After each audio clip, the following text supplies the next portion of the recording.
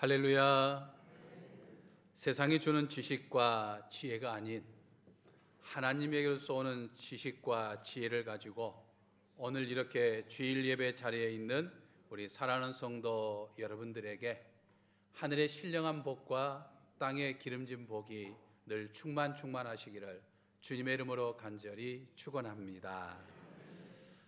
지난 3월 23일 주일부터 시작한 2025 새생명 축제 행복의 초대는 지난 5월 11일 주일까지 약 50일 동안 참 우리에게 행복을 주는 시간이었습니다.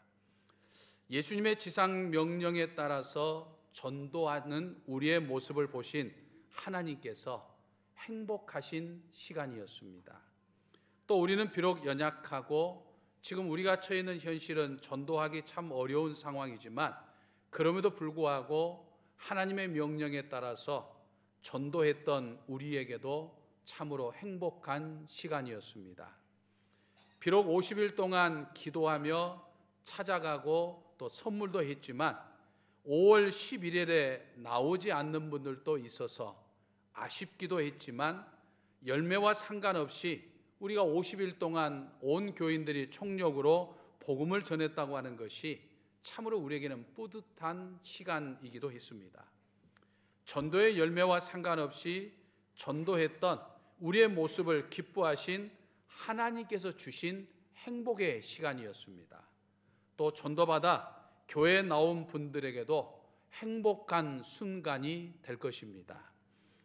아직은 복음의 은혜를 몰라서 그렇지 우리가 전도한 이 전도가 시작이 되어서 언젠가 그분들이 이제 예수님을 믿게 되면 그리고 이 복음의 은혜를 알게 되면 참으로 행복해할 것이고 또 전도했던 우리에게 감사하게 될 것입니다.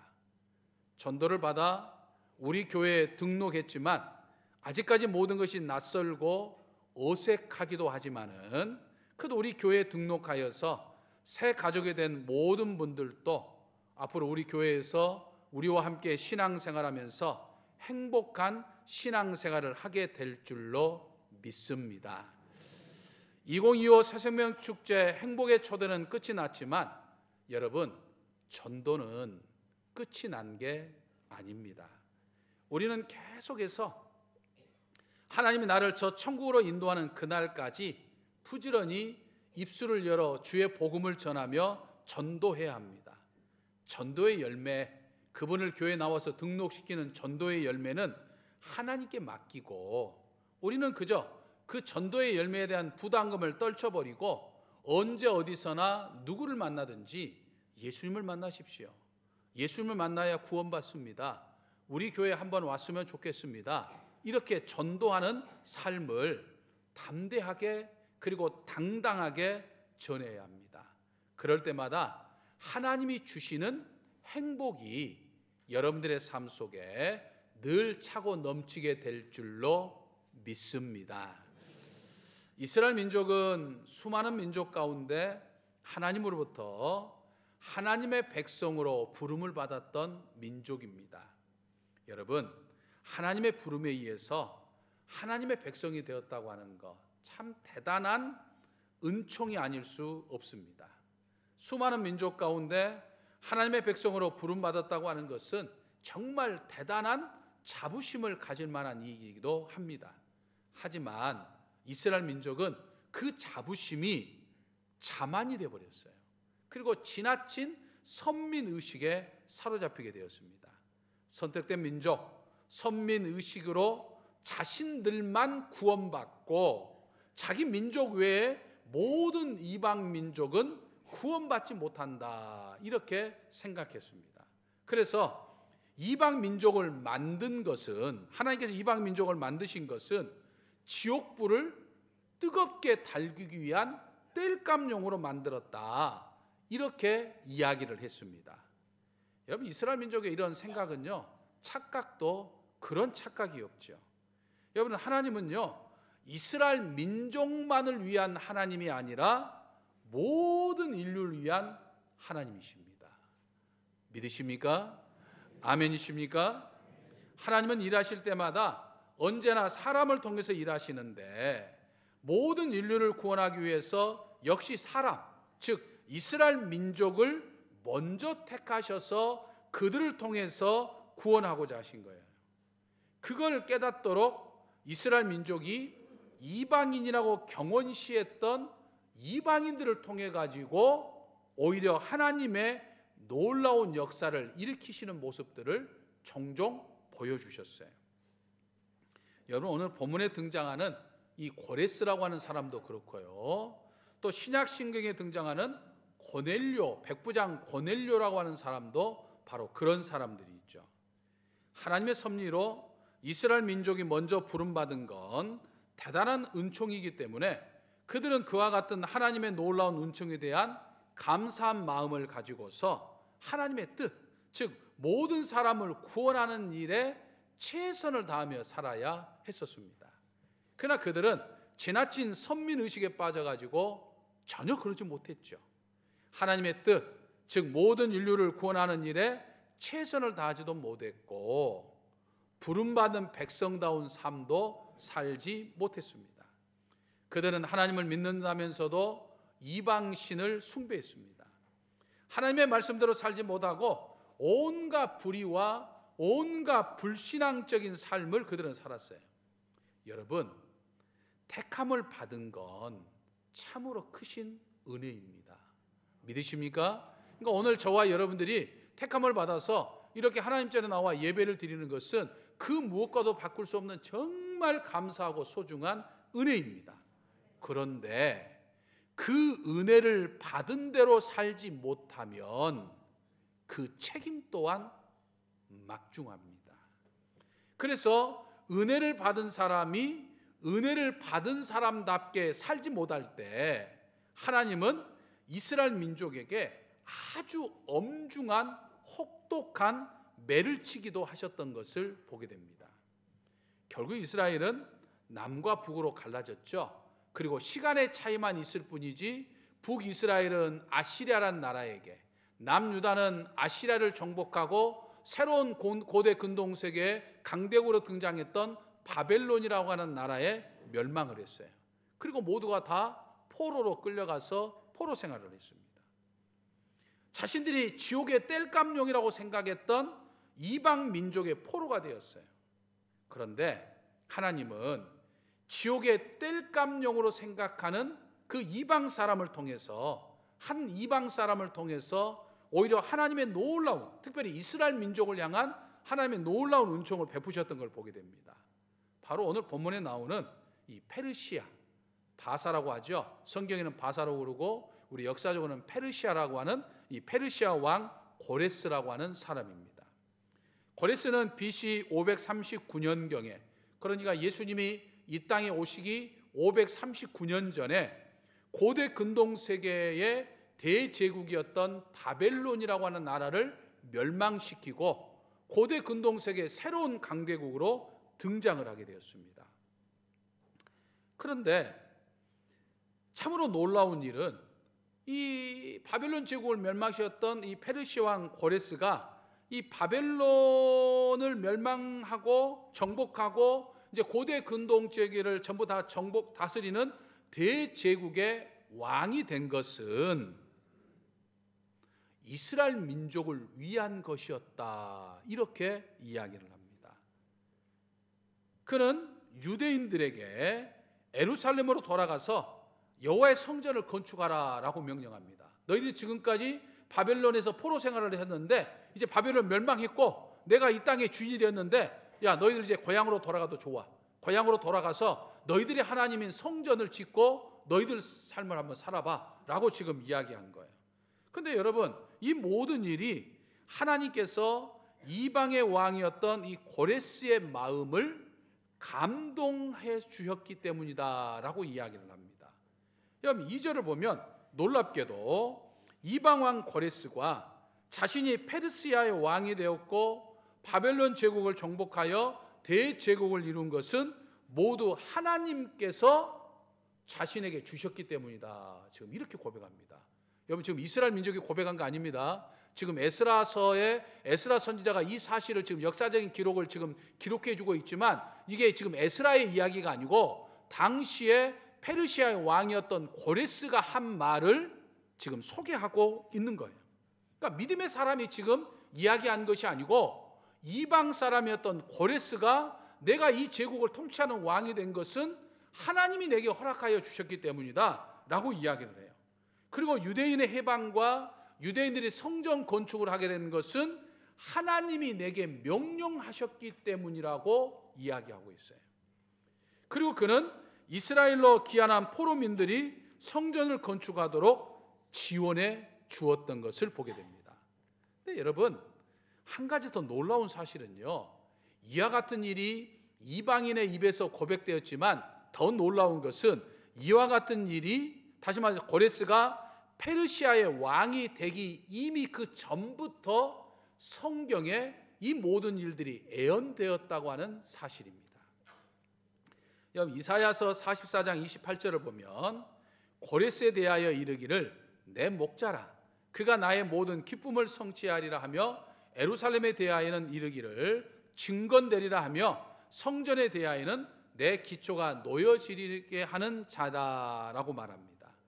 또 이사야서 45장 1절에 3절 말씀을 보면 여호와께서 그의 기름 부음을 받은 고레스에게, 그러니까 고레스가 왕이 된 것은 하나님께서 세우신 기름 부었기 때문이라고 이야기하는 거예요. 이같이 말씀하시되 내가 그의 오른손을 붙들고 그 앞에 열국을 항복하게 하며 내가 왕들의 허리를 풀어 그 앞에 문들을 열고 성문들이 닫히지 못하게 하리라. 내가 너보다 앞서가서 험한 곳을 평탄하게 하며 논문을 쳐 부수며 쇠빗장을 꺾고 내게 흑암 중에 보아와 은밀한 곳에 숨은 재물을 주어 내 이름을 부르는 자가 나 여호와 이스라엘의 하나님인 줄을 내가 알게 하리라라고 말씀합니다. 여러분, 지금 이 말씀은요, 이사야 선지자가 지금 이사야서에서 예언하고 있는 내용입니다. 여러분, 이사야서는 우리가 흔히 이사야 선지자가 기록했다라고 생각을 합니다. 그래서 예전에는 이사야 선지자가 한 사람이라고 생각을 했어요. 근데 이제 오늘날 많은 신학자들이 이제 이사야서를 읽고 연구한 결과 이 이사야서를 기록한 이사야 선지자는 한 명이 아니라 세 명이다라고 하는 것을 이야기합니다. 그러니까 이사야서가 제1 이사야, 제2 이사야, 제3 이사야로 나눠져 있는데 성경은 통칭 이사야서 이렇게 이야기한다는 거죠. 그래서 1장부터 39장은 제1 이사야가 기록했고 40장부터 55장까지는 제2 이사야가 기록했고 56장부터 이제 66장까지는 제3 이사야가 기록했다라고 말합니다. 왜냐하면 이사야서를 체계적으로 읽고 연구를 해보니까 시대가 달라요. 그 내용들이 가만히 보니까 시대가 다른 것들을 보게 됩니다. 그래서 제1 이사야 선지자가 기록한 1장부터 39장까지의 말씀은 BC 8세기에 기록된 거예요. 이때가 남유다의 10번째 왕 우시아부터 시작해서 14번째 왕인 히스기야 왕까지 활동했던 예언자인 것을 보게 됩니다. 그리고 제2 이사야 선지자가 기록한 40장에서 55장까지 말씀은 바벨론 포로기 때 기록됐던 말씀이에요. 포로 생활하는 가운데서 포로민들에게 지금 이야기했던 이야기예요. 그리고 제3 이사야 선지자가 기록한 56장에서 66장까지는 포로기 이후에, 그러니까 바벨론 포로에서 돌아와서 귀한 민들에게 했던 내용들이에요. 그러니까 8세기나 포로기 이후는 시대가 각각 달라요. 그래서 보니까 3명의 선지자가 활동을 했었구나. 그걸 그냥 이사야서라고 통칭하고 있구나 라고 하는 것을 학자들이 밝혀낸 거예요. 그래서 예전에는 이제 이사야서 자체가 이사야 선지자 한 사람이라고 생각했기 때문에 이제 BC 8세기에 활동을 했기 때문에 지금 이 고레스에 관한 이야기가 어느 정도 시차가 있냐면 한 150년 정도의 시차가 있어요. 그러니까 야, 150년 전에 미리 150년의 후의 이야기를 지금 애언하고 있구나, 이렇게 이전에는 생각했다 이 말이에요. 그런데 지금 이사야서 44장과 45장에 언급되어 있는 이 고레스, 훗날 페르시아 왕이 되었던 이 고레스에 대한 애언은 제2 이사야 선지자가 기록된 거니까, 제1 이사야 선지자가 아니고 제2 이사야 선지자가 기록된 것이라고 밝혀졌으니까 제2 이사야 선지자가 기록한 것이 포로기 시대예요. 다시 말해서 고레스 왕은 20년에서 30년의 시차가 있어요. 그러니까 고레스 왕이 나오기 전에 20년에서 30년 전에 지금 20, 30년 후에 페르시아의 환 왕이 나타나서 지금 이스라엘을 해방시킬 것이다 라고 하는 것을 지금 예언한 거예요. 하지만 여러분 150년이 됐든지 20년이나 30년이 됐든지 중요한 것은 고레스가 태어나기도 전에 이미 고레스라고 하는 사람이 페르시아 왕이 되어서 이스라엘 민족을 해방시킬 것이라고 하는 것이 이미 성경에 예언되었다고 하는 놀라운 역사를 보여주고 있는 거예요. 이게 뭘 이야기합니까? 하나님께서 인류의 모든 역사를 이끌어 가시는 분이다라고 하는 것을 증언해 주고 있는 거예요. 그러니까 한 나라의 흥망성쇠도 하나님의 손 아래 있고 열방의 왕을 세우기도 하시고 폐하기도 하시는 역사의 주관자라고 하는 사실을 성경은 우리들에게 증언해 주고 있는 거예요. 그걸 특별히 오늘 본문 말씀 에스라에서 보면 이방의 왕 고레스의 입을 통해서 하나님이 나를 세우셨고 하나님이 내게 이 일을 명령하셨다고 증언하게 된 거예요. 할렐루야. 야, 이게 얼마나 놀라운 역사인지 몰라요. 근데 저는 여러분 특별히 아까 이 고레스에 관한 예언을 했던 이사야서 44장 28절 말씀과 연계해서 보면 그러니까 고레스가 나의 기쁨을 성취하리라 라고 하는 이 말씀이 정말 제 가슴에 와닿게 된 거예요. 여러분, 하나님께서 우리를 하나님의 형상에 따라 창조하신 이유가 뭘까요? 그것은 하나님의 형상을 닮은 우리를 통해서 하나님의 뜻이 성취되기를 위한 거예요. 그러니까 여러분들 오늘 이 자리에 있는 것은 여러분들의 뜻을 이루기 위해서 이 자리에 있는 것이 아니고 하나님의 뜻을 이루기 위해서 하나님이 여러분들을 이 자리에 부르셨다라고 하는 거예요. 아멘이십니까? 하나님이 오늘 나를 하나님의 자녀로 삼으신 것은 하나님의 자녀인 나를 통해서 하나님의 뜻을 성취하기 위함이에요. 근데 지금 고레스를 하나님이 택하셨는데 고레스를 택한 뜻이 뭡니까? 하나님의 뜻을 성취하여 하나님의 기쁨이 되었다라고 말하는 거예요. 그러니까 고레스를 향한 하나님의 뜻은 지금 뭐입니까?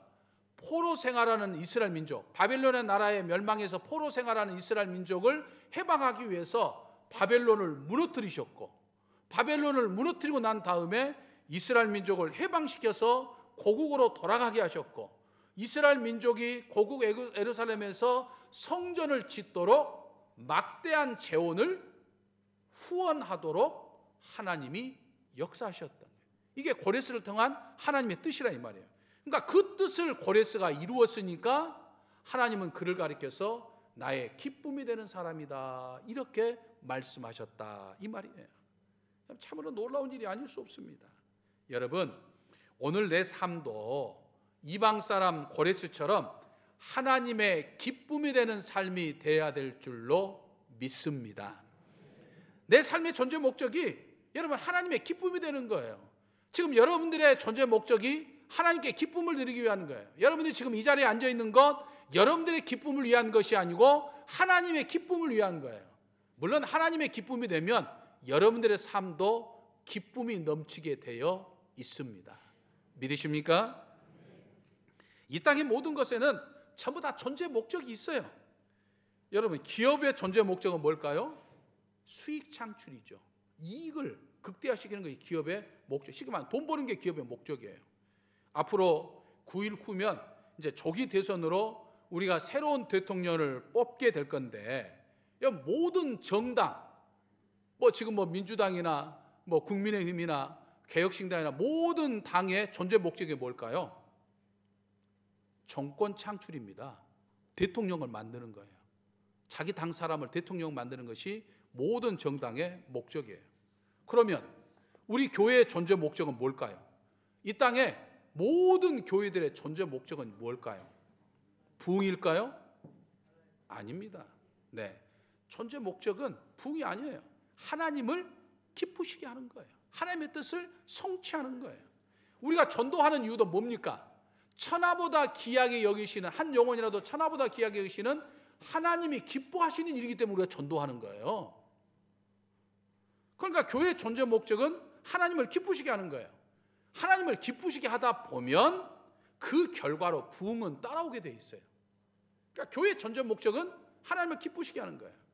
예수님도 공생의 사역 중에 하신 말씀으로 이걸 증언해 주고 있죠. 요한복음 8장 29절을 보면 그런 말씀을 하십니다. 나를 보내신 이가, 그러니까 하나님이 나와 함께 하시도다. 나는 항상 그가, 다시 말해 하나님이 기뻐하시는 일을 행함으로 나를 혼자 두지 아니하셨도다 라고 예수님이 말씀하셨어요. 무슨 말씀입니까? 예수님은 철저하게 자기 뜻대로가 아니라 오직 하나님이 기뻐하시는 일에만 초점을 맞췄다고 하는 것을 의미하는 말입니다. 그렇게 했더니 하나님께서 예수님과 함께 하셨고 예수님의 사명을 감당케 하신 거예요. 여러분, 교회 공동체로 모인 우리 한 사람 한 사람도 오늘 나도 예수 그리스도처럼 내 뜻대로 사는 게 아니에요. 내 뜻을 이루려고 교회 나오는 게 아니에요. 하나님의 뜻대로 살려고 우리가 그리스도인이 되는 것이고 하나님의 뜻을 성취하려고 교회 나온 거예요. 이것이 바로 하나님을 기쁘시게 하는 것이다 라고 하는 거죠.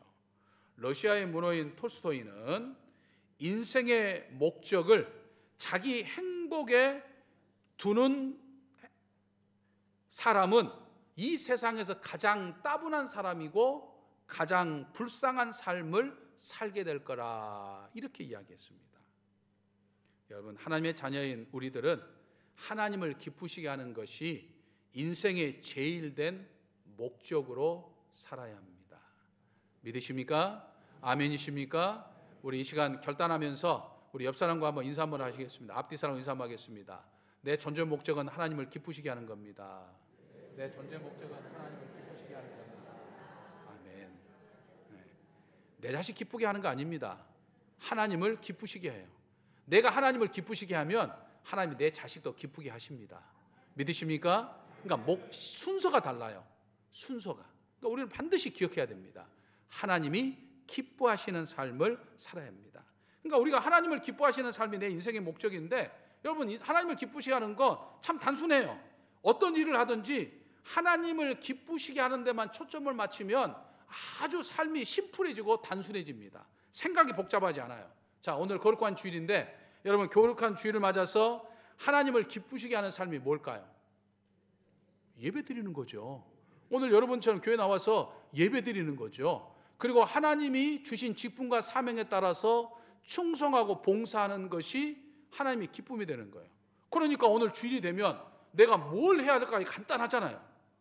뭐 주일날 돼가지고 일요일 아침 돼서 내가 뭘 해야 될까, 어떻게 해야 될까, 저렇게 해야 될까, 이렇게 해야 될까, 저렇게 해야 될까, 뭐 고민하고 막 생각이 복잡해가지고 막 이렇게도 해야 되고 저렇게도 해야 될 거 막 선택하지 못하고 막 결정장애자처럼 할 필요 없다 이 말이에요. 주일날 하나님이 예배드리는 거 기뻐하시니까 그거 하시면 되는 거예요. 얼마나 간단하고 얼마나 심플합니까?